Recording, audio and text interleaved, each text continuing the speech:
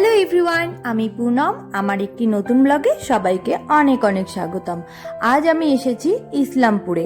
এটা আমার পিসি শাশুড়ির বাড়ি। ঘুম থেকে উঠেই জানলা দিয়ে ট্রেনের আওয়াজ পেয়েই দৌড়ে এসেছি দেখতে।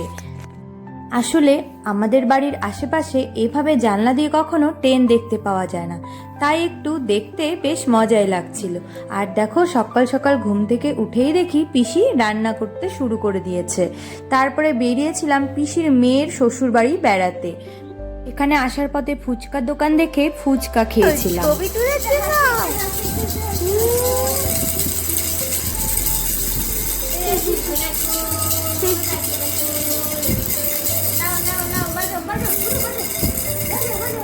দুপুরবেলা আমাদের খাওয়া দাওয়ার জন্য নিমন্ত্রণ করেছিল, সেই কারণে আজ আমরা এখানে এসেছি।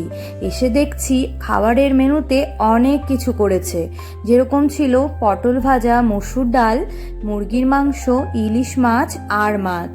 প্রচুর খাওয়া দাওয়া করেছি আজ আমরা এখানে। তো খাওয়া দাওয়ার পরে ঘুরতে বেরিয়েছিলাম পাশে ওদের জমিতে। এটা কিন্তু ওদেরই জমি। সেই জমি ঘোরাতে জামাই আমাদের এনেছিল এখানে। নানান রকমের শাকসবজি চাষ করেছিল, এমনকি দিয়েও দিচ্ছিল। তো আমি অতগুলো কিছু নেইনি, খালি আমি কিছু লেবু নিয়েছিলাম। আর এই দেখো পোলট্রি ফার্ম রয়েছে, এখানেও আমরা ঘুরতে এসেছি। ওদের পাশেই এগুলো সব রয়েছে। তো সেখানে ঘুরে আমাদের ভীষণ ভালো লেগেছে। আমরা এই জায়গাটা দাঁড়িয়ে গল্প করছিলাম। তো আমরা বিকেল হয়ে গেছে, এখন বাড়ি ফিরবো বলে বেরিয়েছি। তো আমার দেওর বলল চলো তোমাদের বর্ডার ঘুরিয়ে আনি। সেই বর্ডারে এখন আমরা যাচ্ছি।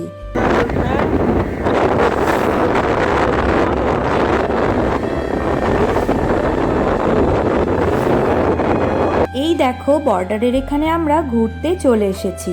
আজকের এই ব্লগটিকে এখানে শেষ করছি। আবারও একটি নতুন ব্লগে দেখা হবে তোমাদের সাথে। ততক্ষণের জন্য বাই বাই।